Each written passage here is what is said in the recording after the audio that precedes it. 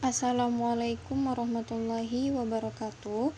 Saya Ulfa Fauziah dengan nomor NIM 19334719, mahasiswi Institut Sains Teknologi Nasional. Ingin mempresentasikan mata kuliah diagnostik klinik yang diajarkan oleh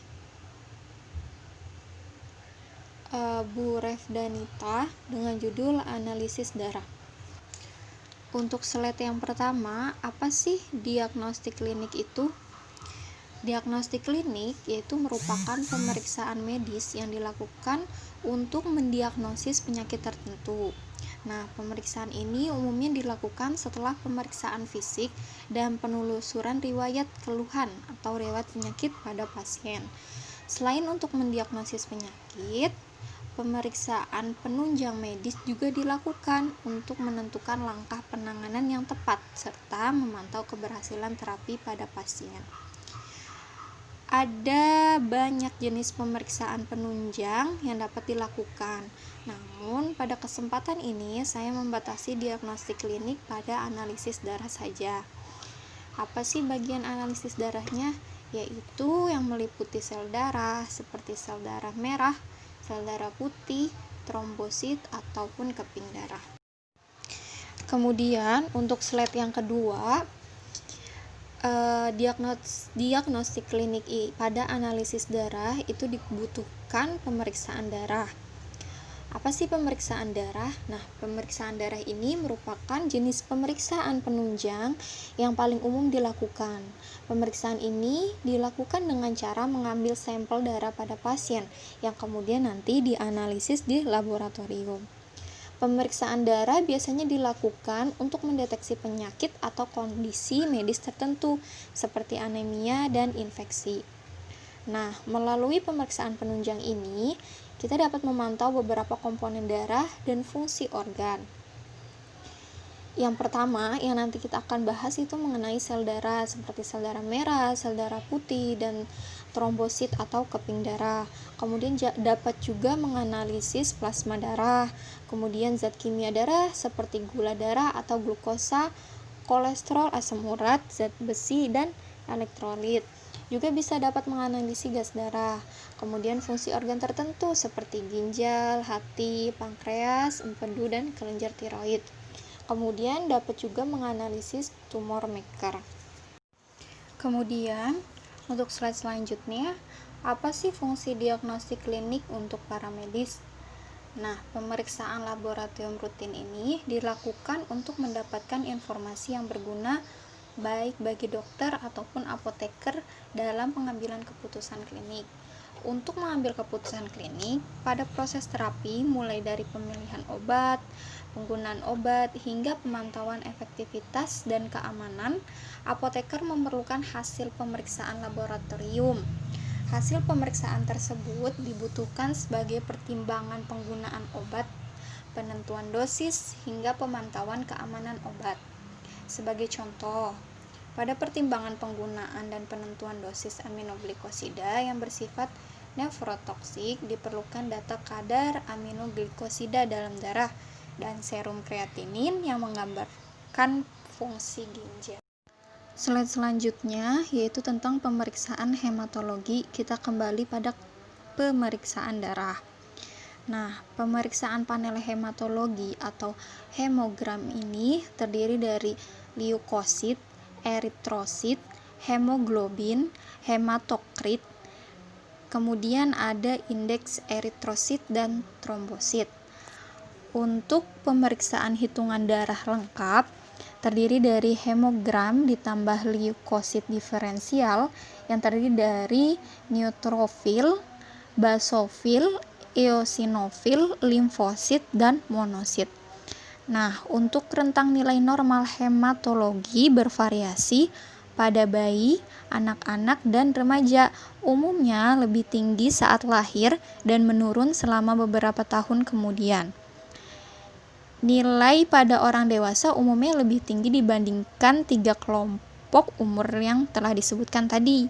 Nah, pemeriksaan hemostatis dan Koagulasi ini digunakan untuk mendiagnosis dan memantau pasien dengan perdarahan, gangguan pembekuan darah, cedera vaskuler, atau trauma. Untuk pemeriksaan hematokrit, nilai normal pada pria yaitu 40-50%. Kemudian nilai normal wanita 35-45%. Apa sih hematokrit itu? Hematokrit itu menunjukkan presentase sel darah merah terhadap volume darah total. Nah, untuk implikasi kliniknya, penurunan nilai hematokrit merupakan indikator anemia karena berbagai sebab: reaksi hemolitik, leukemia, sirosis, kehilangan banyak darah, dan hipertiroid. Penurunan hematokrit sebesar 30% menunjukkan pasien mengalami anemia sedang hingga parah. Peningkatan nilai hematokrit dapat terjadi pada eritrositosis, dehidrasi, kemudian kerusakan paru-paru kronis, polisitemia, dan shock. Kemudian hal yang harus diwaspadai itu nilai hematokrit 60% terkait dengan pembekuan darah spontan. Kemudian untuk hemoglobin nilai normal pada pria itu 13-18 gram per dl, kemudian pada wanita 12-16 gram per dl. Apa sih hemoglobin itu? Hemoglobin adalah komponen yang berfungsi sebagai alat transportasi oksigen dan karbon dioksida. Hemoglobin tersusun dari globin, 4 rantai protein yang terdiri dari 2 unit alfa dan 2 unit beta, dan heme, yaitu mengandung atom besi, dan porfirin, suatu pigmen darah. Pigmen besi hemoglobin bergabung dengan oksigen. Hemoglobin yang mengangkut oksigen darah di dalam arteri berwarna merah terang, sedangkan hemoglobin yang kehilangan oksigen dalam vena itu berwarna merah tua. 1 gram hemoglobin mengangkut 1,34 mili oksigen. Kapasitas angkut ini berhubungan dengan kadar hemoglobin, bukan jumlah sel darah merah. Kemudian untuk implikasi klinik. Implikasi klinik hemoglobin yaitu penurunan nilai hemoglobin dapat terjadi pada anemia, terutama anemia karena kekurangan zat besi, sirosis, hipertiroidisme, perdarahan, peningkatan asupan cairan, dan kehamilan. Kemudian peningkatan nilai Hb dapat terjadi pada hemokonsentrasi, polisitemia, luka bakar, penyakit paru-paru kronis, gagal jantung kongestif, dan pada orang yang hidup di daerah dataran tinggi. Kemudian apa aja sih faktor pengganggunya? Nah, orang yang tinggal di dataran tinggi mengalami peningkatan nilai Hb, demikian juga hematokrit dan sel darah merah. Kemudian ada asupan cairan yang berlebihan menyebabkan penurunan Hb. Umumnya nilai Hb pada bayi itu lebih tinggi sebelum eritropoiesis mulai aktif.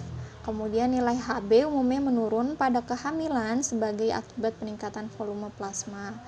Ada banyak obat yang dapat menyebabkan penurunan Hb. Obat yang dapat meningkatkan Hb termasuk gentamicin dan metildopa. Kemudian olahraga ekstrim juga menyebabkan peningkatan Hb. Hal yang harus diwaspadai, implikasi klinik akibat kombinasi dari penurunan Hb, hematokrit, dan sel darah merah.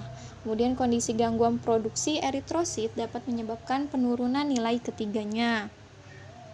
Nilai Hb 20 gram per dl memicu kapiler clogging sebagai akibat hemokonsentrasi.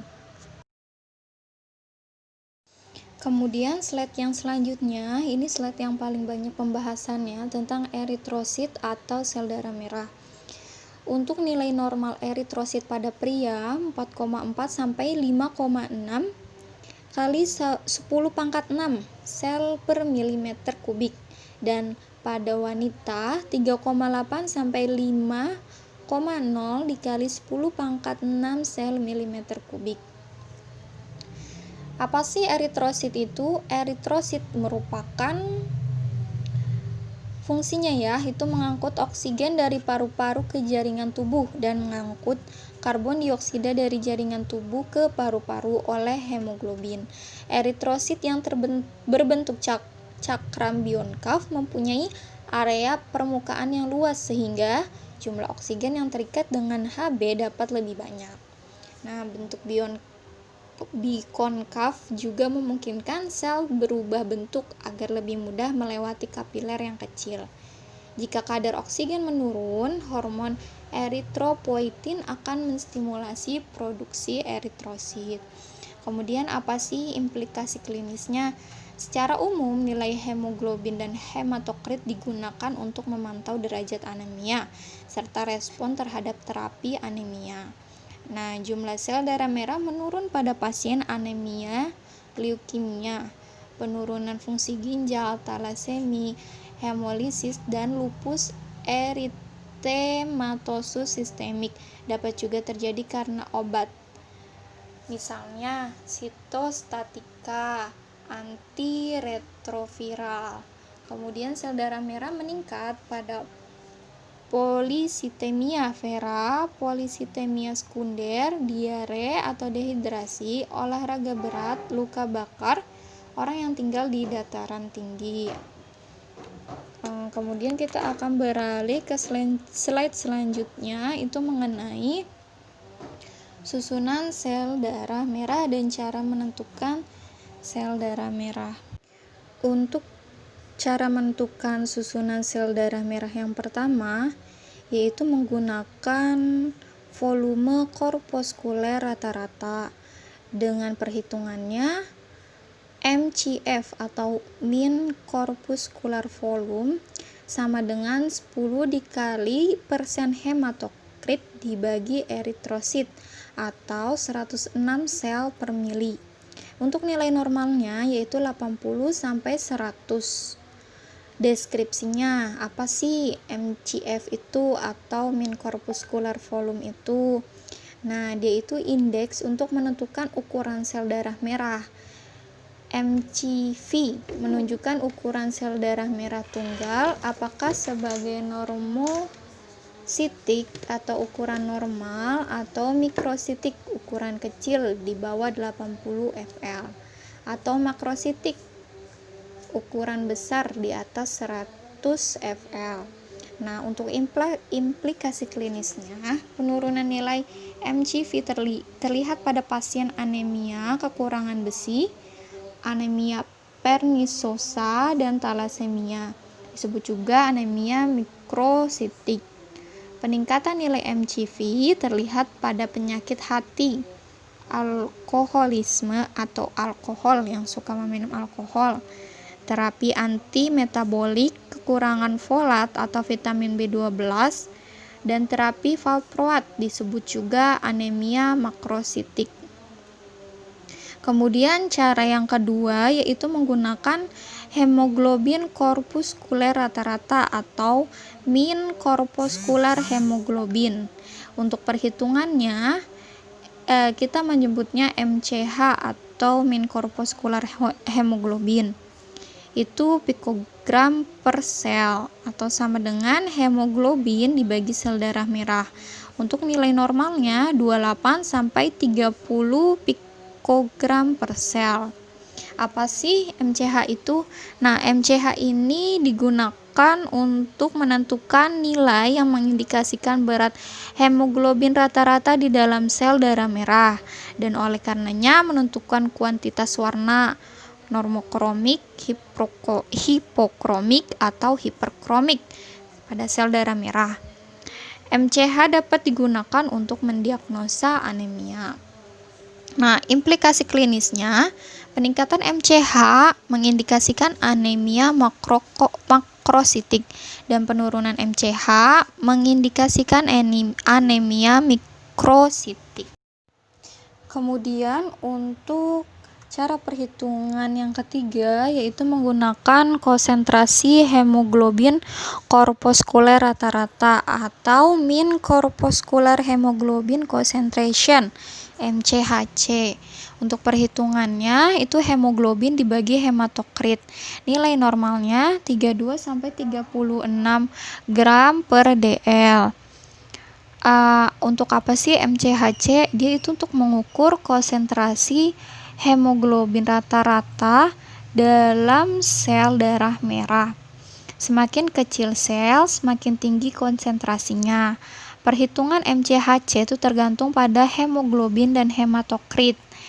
Indeks ini adalah indeks Hb darah yang lebih baik karena ukuran sel akan mempengaruhi nilai MCHC. Hal ini tidak berlaku pada MCH. Kemudian implikasi klinisnya.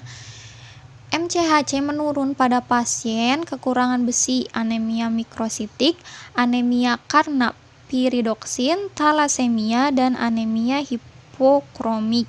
Kemudian MCHC akan meningkat pada sferositosis, bukan anemia pernisiosa. Kemudian ada perhitungan retikulosit yang terakhir, yang keempat, yaitu perhitungan persen retikulosit sama dengan jumlah retikulosit dibagi jumlah eritrosit dikali 100. Untuk nilai normalnya itu 0,5 sampai 2%. Apa sih retikulosit itu? Retikulosit adalah sel darah yang muda tidak berinti, merupakan bagian dari rangkaian pembentukan eritrosit di sumsum belakang. Peningkatan jumlah retikulosit mengindikasikan bahwa produk sel darah merah dipercepat. Penurunan jumlah retikulosit mengindikasikan produksi sel darah merah oleh sumsum tulang berkurang. Untuk slide yang selanjutnya itu mengenai leukosit atau analisis sel darah putih. Nah, apa sih fungsi dari sel darah putih ini? Dia itu berfungsi melawan infeksi, melindungi tubuh dengan memfagosit organisme asing, dan memproduksi atau mendistribusikan antibodi. Ada dua tipe utama sel darah putih, yaitu granulosit dan agranulosit. Granulosit terdiri dari neutrofil, eosinofil, dan basofil. Sedangkan agranulosit itu terdiri dari limfosit dan monosit. Untuk nilai normal sel darah putih itu 3.200 sampai 10.000 per milimeter kubik. Kemudian implikasi kliniknya. Nilai krisis leukositosis itu 30.000 per milimeter kubik. Leukositosis hingga 50.000 per milimeter kubik mengindikasikan gangguan di luar sumsum tulang. Nah, nilai leukosit yang sangat tinggi di atas 20.000 per milimeter kubik ini dapat disebabkan oleh leukemia. Penderita kanker post-operasi setelah menjalani operasi juga bisa. Kemudian menunjukkan pula peningkatan leukosit walaupun tidak dapat dikatakan infeksi.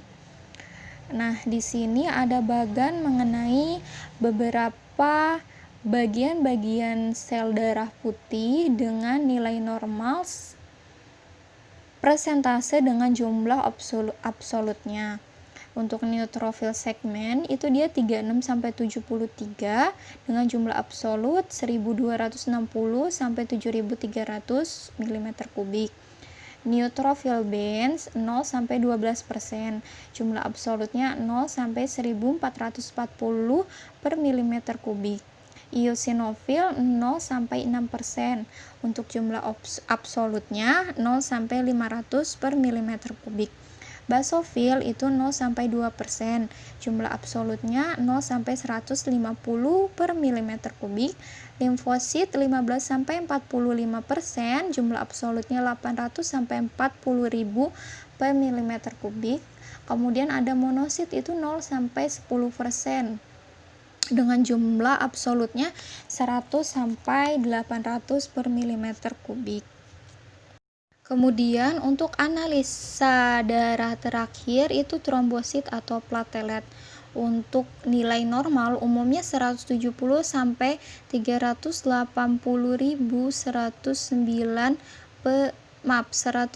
per mm kubik. Apa sih trombosit?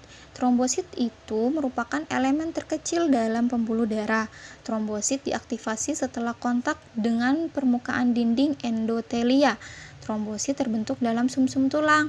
Nah, masa hidup trombosit ini sekitar 7,5 hari. Sebesar 2/3 dari seluruh trombosit terdapat di sirkulasi dan sepertiganya terdapat di limfa. Untuk implikasi kliniknya, trombositosis itu berhubungan dengan kanker, splenektomi, polisitemia vera, trauma, sirosis, myelogeneus, stres, dan artritis reumatoid. Kemudian trombositopenia itu berhubungan dengan idiopatik trombositopenia purpura, anemia hemolitik, aplastik, dan pernisiosa, leukemia multiple myeloma, dan multiple dysplasia sindrom. Nah, untuk faktor pengganggunya itu jumlah platelet umumnya meningkat pada dataran tinggi setelah olahraga, trauma, atau dalam kondisi senang dan dalam musim dingin. Nilai platelet umumnya menurun sebelum menstruasi dan selama kehamilan. Clamping platelet dapat menurunkan nilai platelet. Kemudian konsentrasi oral menyebabkan sedikit peningkatan. Hal yang harus diwaspadai, pada 50% pasien yang mengalami peningkatan platelet ditemukan keganasan.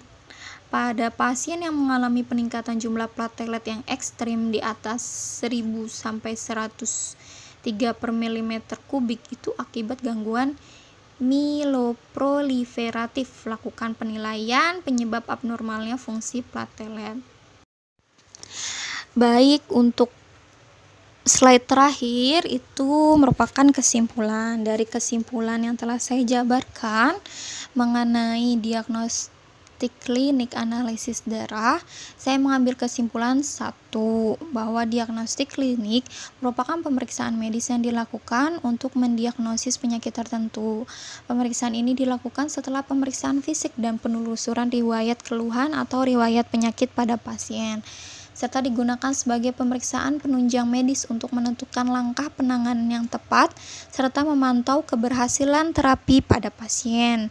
Yang kemudian kesimpulan kedua, fungsi hasil uji laboratorium bagi apoteker dapat digunakan untuk beberapa hal, seperti menilai ketepatan terapi obat, penilaian efektivitas terapi, mendeteksi dan mencegah terjadinya reaksi obat yang tidak diinginkan, kemudian menilai kepatuhan minum obat.